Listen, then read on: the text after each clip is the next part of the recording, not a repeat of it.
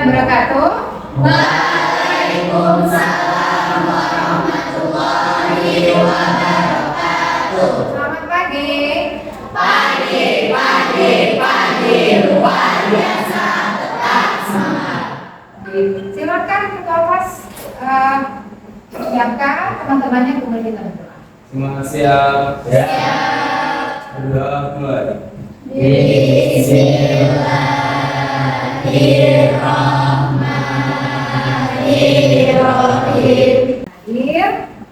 Pada hari ini kita bertemu lagi ya untuk melaksanakan pembelajaran kita yaitu KKA. Pada pertemuan ini kita belajar tentang etika dan resiko penggunaan KA generatif. Sudah siap untuk belajar? Siap. Siap ya. Ketua kelas siapa yang tidak hadir pada hari ini? Ada semua, Bu. Ada semua. Bagus ya. Kemarin juga ada semua ya. Kelas lain ada 1-2 orang sampai 3 hari 4 hari nggak punya, tidak ada kabarnya apa. Di kelas ini bagus hadir terus ya. Dipertahankan. Nah sebelum mulai pembelajaran sama ibu ya, tanya dulu bagaimana kabar hari ini. Baik. Ya, sehat semuanya ya. Oke. Kemudian perasaanmu pada pagi hari ini bagaimana? Happy, kesal, sedih, ceria? Ada yang merasa kesal pada pagi ini? Mungkin tadi ketemu dengan temannya, kemarin bertengkar, dia ketemu kesal bawaannya. Tidak ada? Sedih ada nggak sedih? Mungkin tadi nggak dikasih uang jajan? Sekarang berarti happy dan ceria?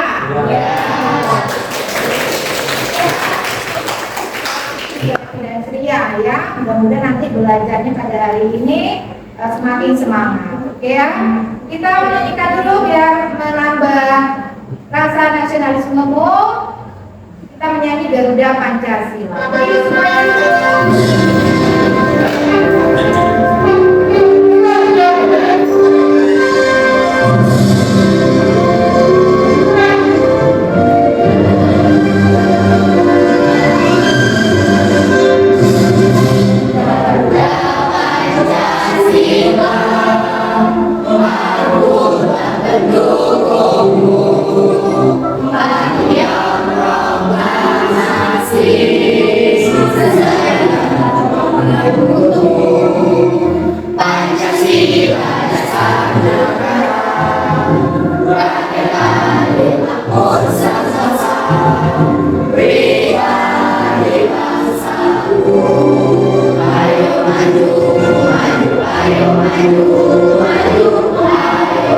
Ya, teknologi menjadi penggerak utamanya. Siapa yang tidak mau mengikuti perkembangan teknologi, maka lambat laun akan tertinggal. Namun, di balik teknologi yang semakin tinggi, kamu harus bijak dan bertanggung jawab dalam menggunakan teknologi. Ya, teknologi tidak segala-segalanya. Ya, ada kekurangan dan kelebihannya. Yang tetap paling sempurna itu adalah manusia. Ya, manusia itu ciptaan Allah itu paling sempurna.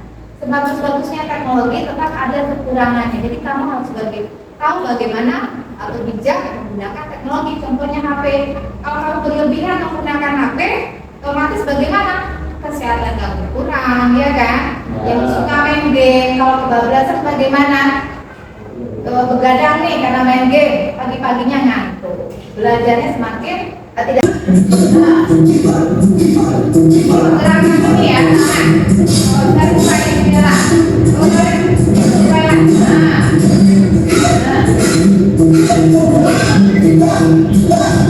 Kenapa nih?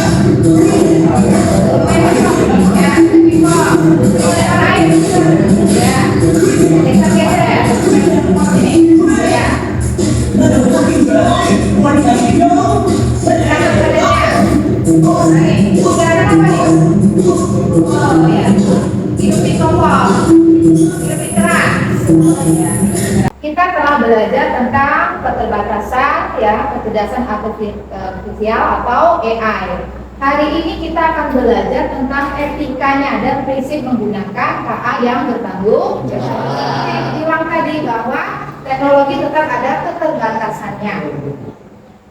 Nah, inilah tujuan pembelajaran kita pada hari ini, ya diharapkan anak ibu semuanya mampu mengenal apa itu konsep etika, menggunakannya dengan bijak dan bertanggung jawab. Kemudian bagaimana kamu memahami dan menerapkan prinsip penggunaan KA itu atau EA yang bijak dan bertanggung jawab. Ya, ada 2 tujuan pembelajaran pada hari ini. Oke. Sekarang lihat ada pertanyaan di depan. Kalian pasti pernah mendengar ada orang yang tersesat karena mengikuti Google Maps. Nah, kalian ini pergi pakai Google Maps? Nah, kemana? Ke Jambi. Oh, ya, Jambi karena masih belum tahu rutenya ya. Kemudian pernah nggak kalian merasa kayaknya tersesat tuh? Nggak cocok nih? Pernah nggak? Pernah, ya. Mungkin bisa aja sinyalnya atau sebenarnya kok di Maps ini betul ke arah sini, tapi pas di sana jalannya ketok gitu ya. Karena teknologi bisa saja ada kekurangannya. Atau menggunakan Google Translate, kalian merasa kok terjemahannya tidak pas. Ini belajar bahasa Inggris, pas pakai Google Translate tidak pas, aneh seperti ini. Pernah nggak ketemu kayak gitu? Berarti kalian sebenarnya udah bijak gitu, tidak ditelan mentah-mentah apa yang kamu gunakan di Google itu. Ini kok rasanya kok aneh ya setelah diterjemahkan dalam bahasa Indonesia tidak nyambung. Tuh, jadi jangan ditelan mentah-mentah semua yang ada di Google itu.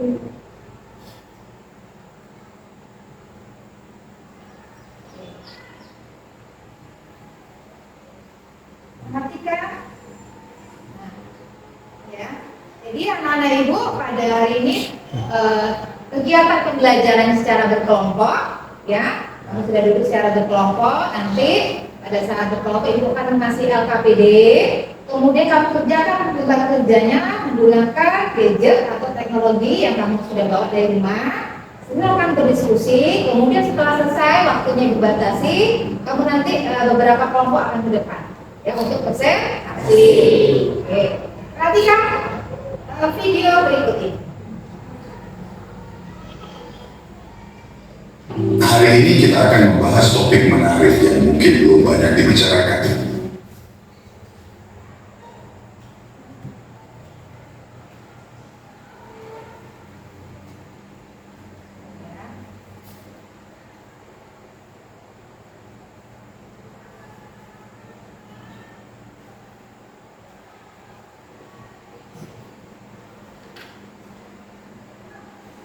Hari ini kita akan membahas topik menarik yang mungkin belum banyak dibicarakan. Etika dalam penggunaan AI atau kecerdasan buatan. Kita semua tahu bahwa AI semakin menjadi bagian dari kehidupan kita sehari-hari. Tapi apa saja sih yang perlu kita perhatikan agar AI digunakan dengan benar dan adil? Pertama, mari kita bicara tentang topik menarik yang mungkin belum banyak dibicarakan. Etika dalam penggunaan AI atau kecerdasan buatan. Kita semua tahu bahwa AI semakin menjadi bagian dari kehidupan kita sehari-hari. Tapi apa saja sih yang perlu kita perhatikan agar AI digunakan dengan benar dan adil? Pertama, mari kita bicara tentang tanggung jawab. Ketika AI membuat keputusan yang salah atau merugikan, siapa yang harus bertanggung jawab?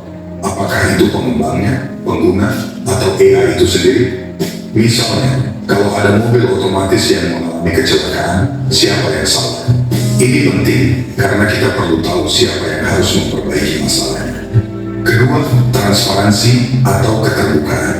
Banyak sistem AI berfungsi seperti kotak hitam yang kita tidak tahu bagaimana cara kerjanya. Padahal, kita perlu tahu bagaimana AI membuat keputusan supaya kita bisa memastikan keputusan itu adil dan tidak bias. Misalnya, kalau ada AI yang menentukan apakah seseorang layak mendapat pinjaman atau tidak, kita perlu tahu kriteria apa yang dipakai. Selanjutnya, ada masalah manipulasi psikologis. AI di media sosial seringkali dirancang untuk membuat kita terus-terusan melihat layar. Ini bisa bikin kita ketagihan dan mengganggu kesehatan mental kita. Bayangkan, algoritma yang tahu kelemahan kita dan terus-menerus memberikan konten yang Oke ya, dua sudah nih ya. Ya. Sekarang kita ini ya, ada yang jawab ya. Kalau setelah kamu lihat video di depan ya tentang AI, kita ada modul nih, atau penggunaan HP. Ada yang penggunaan HP-nya ketagihan karena terus menggunakan HP. Siapa yang perlu disalahkan di sini? Siapa yang bisa berikan pendapatnya? Siapa yang perlu disalahkan? Tadi kan video tadi seperti itu. Ya, ada mobil, misalkan kecelakaan, dan menggunakan teknologi, siapa yang perlu disalahkan? Angkat tangan, siapa yang mau jawab ya? Atika? Iya, Atika. Coba, ya, silakan dijawab. Ya. Menurut pendapat saya, jika ada seseorang yang terjadi ketagihan dengan AI ataupun mobil Mengalami kecelakaan, ya. itu bisa disalahkan antara penggunanya atau mungkin kecerdasan buatan yang telah ada. Dari segi pengguna, mungkin kita yang tidak bisa bijak menggunakan kecerdasan buatan tersebut ataupun AI yang mungkin memang dirancang agar kita tetap bisa menggunakan mereka tanpa kita berhenti. Mungkin cuma itu menurut saya, pendapat saya hanya seperti itu. Mohon maaf bila ada salah. Terima kasih. Oke, tanya. Ya, jadi kita harus bijak nih. Siapa yang disalahkan? Siapa yang disalahkan kalau menggunakan HP terus-menerusan jadinya kecanduan? Ya, teknologi digunakan memang sebenarnya dipakai terus-menerus, tapi penggunanya harus bijak. Kita punya kegiatan lain, nggak mungkin sehari gitu belajar kamu membuka HP, mata kita bisa pedih, ya, bisa nanti mengalami kebutaan. Kemudian masalah mobil tadi, siapa yang perlu disalahkan? Ya, teknologi memang ada kekurangannya dan penggunanya harus bijak. Mungkin masih ngantuk atau bagaimana perawatannya ya? Ada teknologi, ya. Oke, sekarang kita lanjutkan. Jadi Bu rasa berarti kamu sudah paham nih tentang etika dalam penggunaan KA.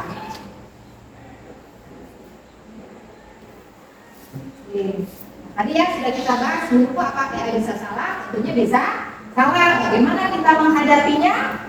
Dengan bijak dan bertanggung jawab. AI belajar dari data yang diberikan manusia. Jadi AI itu sebenarnya kan buatan manusia, ya kan?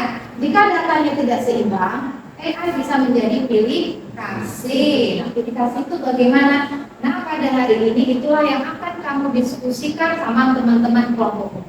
Kok AI bisa pilih kasih? Ya, memang dia punya perasaan. Kalau dulu mungkin ya, atau kamu teman nih sama teman-teman kamu ada 5. Mungkin ada nih yang perlu yang apa yang kamu sangat bestie sekali, maunya sama-sama dia terus. Ya, teman-temannya lain rasa dikasih ya, penting maunya sama dia terus. Apakah AI seperti itu? Nah, itu akan kita bahas pada hari ini. Silakan masing-masing ketua kelompok ya, ini kelompok coding, ketuanya Dimas, kemudian kelompok AI, ketuanya Kartika, kelompok KA, ketuanya Andin ya, Andin, kemudian kelompok ChatGPT, ketuanya Fatia. Silakan masing-masing kelompok ambil LKPD-nya ke depan. Berikan 2 ya, satu kelompok 2. Jadi kalau teman yang lain bisa saling membantu. Baca, membantu. Iya. Sudah semuanya? Oke, ini kurang ya. Satu kelompok dapat 2. Silakan dipahami. Etika dan risiko, silakan ditulis namanya ya, nama kelompoknya, kelasnya. Nanti yang dikumpul tetap 1. Ini kelompok ini berapa? 1. Silakan ditulis. Kemudian nama LKPD-nya mesin yang pilih kasih, ya. Eksperimen bias AI. Robot bisa pilih kasih, AI bisa pilih kasih, gimana itu? Jadi kamu bisa memahami bahwa AI bisa memiliki bias, bersikap tidak adil, tergantung pada data digunakan untuk melatih. Jadi yang perlu disediakan ada alat HP, soalnya bawa semua ya. Kemudian bawa HP, bawa juga nggak kuotanya? Ada ya? Nah, itu bawa HP, tapi nggak ada ini bu kuota, nggak bisa dipakai.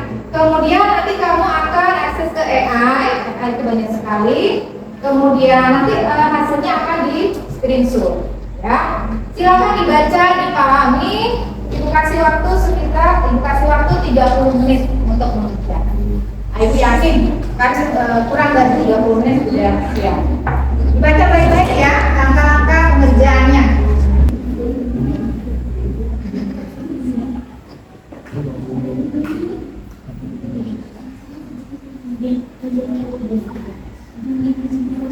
Ibu minta tolong nanti buka situsnya yang Google AI Studio ya, Google AI Studio.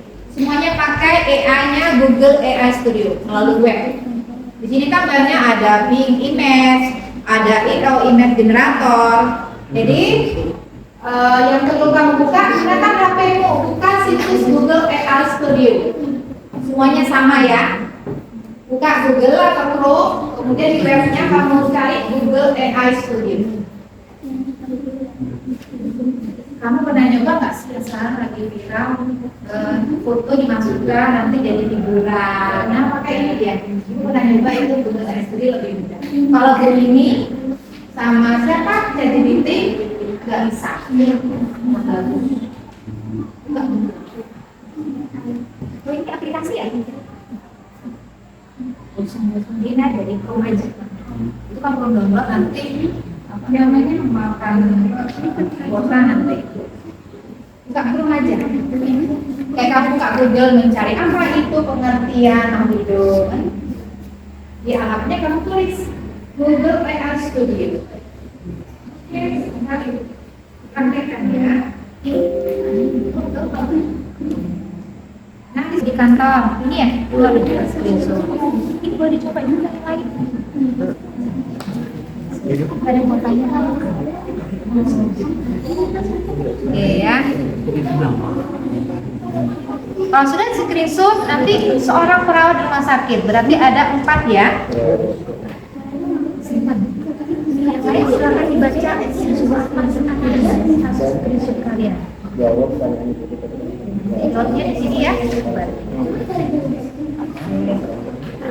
Ini bagaimana kalau pacar GPT bagaimana? Google AI Studio sudah masuk?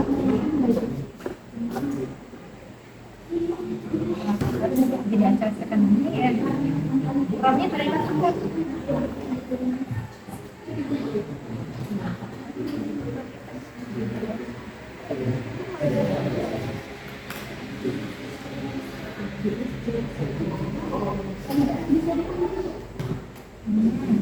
Ini terus saya bisa pakai sertifikat kerja yang mana ya?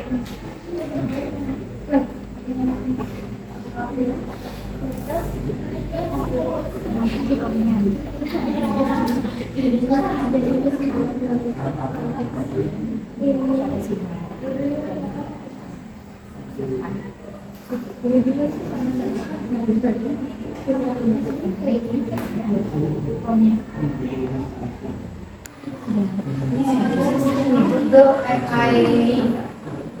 Studios.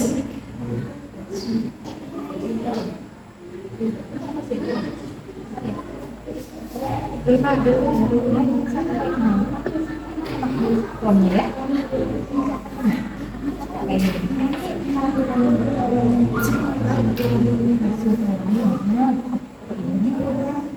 Ini lagi. Ini lagi. Masih email ya? Dia minta ini harusnya lalu Pak, katanya kita amati hasil screenshot seperti apa gambar ini kemudian penawaran di mana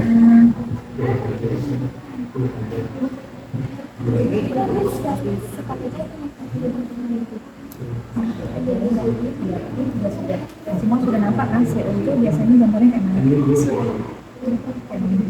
CEO itu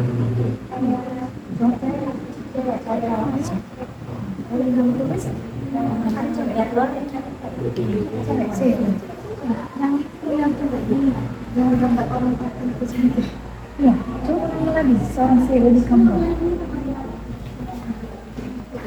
Namanya menyadap apa?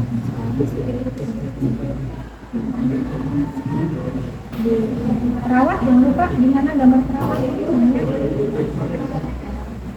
Karena sini akan perawat.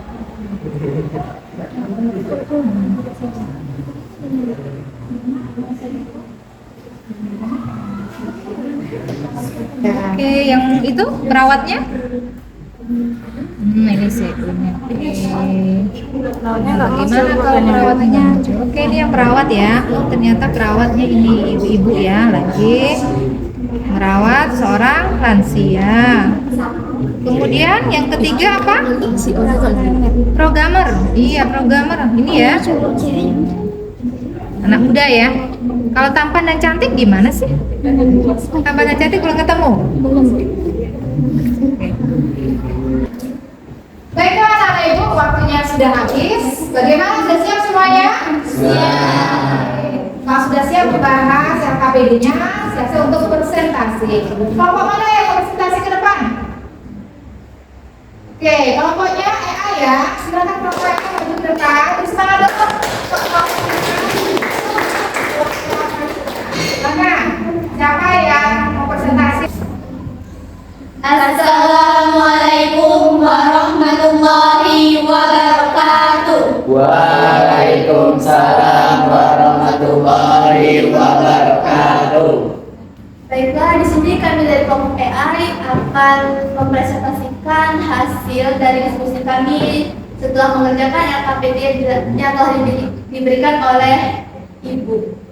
Baiklah, untuk menghabiskan waktu di sini teman saya akan langsung saja membacakan soal dan saya akan menjawabnya. Amati hasil screenshot kalian dan jawab pertanyaan di buku catatan atau latihan. Seperti apa gambar CEO yang paling sering muncul, laki-laki atau perempuan? Dan berapa usianya? Di sini setelah kami mendiskusikannya dan kajian secara bersama, untuk gambar CEO yang paling sering muncul di pencarian kami yaitu berjenis kelamin perempuan. Setelah itu untuk kisaran usianya mungkin antara 20 atau 30 tahun. Bagaimana dengan perawat? Apa jenis kelamin yang dominan muncul? Baiklah, untuk yang perawat sendiri setelah kami cari bersama-sama dan diskusi bersama, untuk yang paling sering muncul yaitu berjenis kelamin perempuan. Apakah ada pola atau stereotip yang kalian lihat dari hasil gambar AI ini? Ada. Dari pencarian kami dan juga beberapa foto yang telah kami dapatkan, setiap kami mencari, rata-rata foto yang sering muncul itu berjenis kelamin perempuan. Untuk jenis kelamin laki-laki sendiri hanya ada satu foto, yaitu ketika keterangan kami mencari yaitu foto seseorang yang cantik atau tampan. Mengapa AI cenderung menampilkan CEO sebagai laki-laki dan perawat sebagai perempuan? Oh, tadi CEO-nya perempuan ya.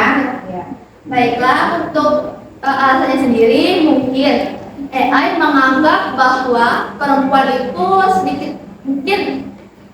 sedikit di atas laki-laki menurut kecerdasannya ataupun di bawahnya. Jadi AI menganggap bahwa wanita ataupun perempuan itu lebih cocok menjadi CEO ataupun perawat. Apa bahayanya jika AI semacam ini digunakan untuk menyeleksi lamaran kerja? Bisa menjadi sangat berbahaya karena bisa saja AI menyeleksi lamaran kerja hanya dengan melihat gendernya, tidak dilihat dari kemampuan ataupun bakat yang telah dimiliki oleh orang tersebut. Padahal untuk menyeleksi lamaran kerja yang paling dibutuhkan yaitu bakat dan juga kemampuan dari orang yang sedang melamar kerja, tidak pula harus melihat dari gender siapa yang sedang melamar kerja. Baiklah, hanya itu saja diskusi dan juga presentasi dari kami. Mohon maaf bila ada salah kata dan juga terima kasih atas perhatiannya. Saya akhiri, wabillahi taufiq wal hidayah.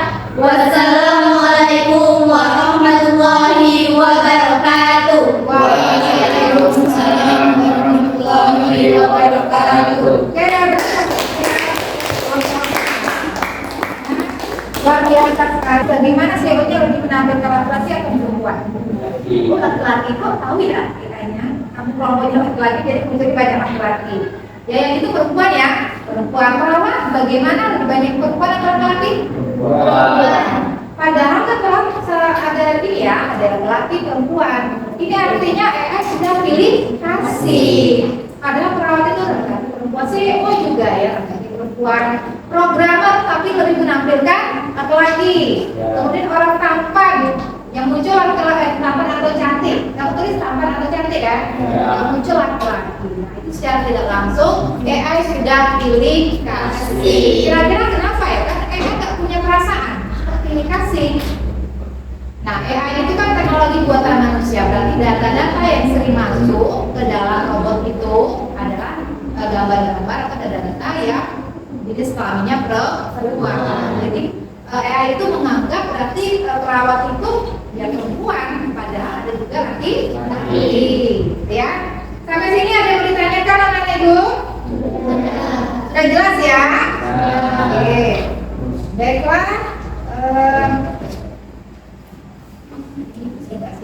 Silakan dikumpulkan dulu tempat kerjanya yang sudah dikerjakan.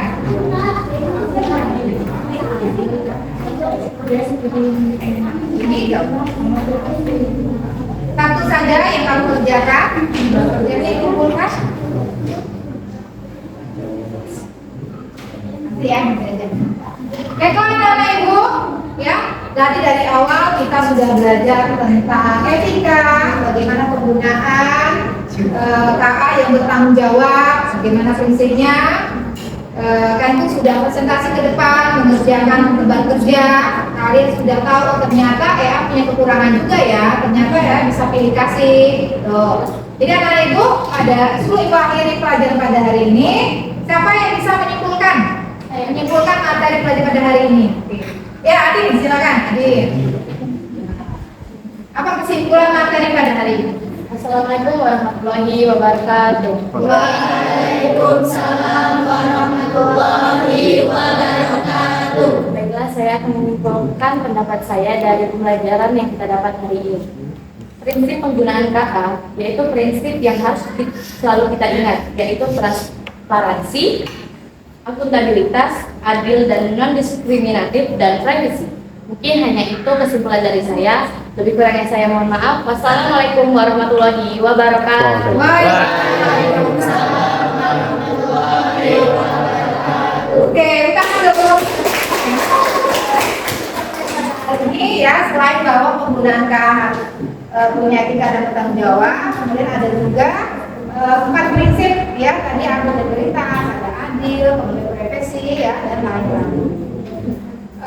Baiklah anak ibu, untuk materi selanjutnya ya, untuk kedua berikutnya kita akan belajar masih tentang kecerdasan artifisial, tapi penerapannya dalam kehidupan sehari-hari ya. Silakan dibaca-baca bukunya, boleh sebut medsosnya di rumah. Ibu akhiri pada pelajaran hari ini dengan mengucapkan Alhamdulillah.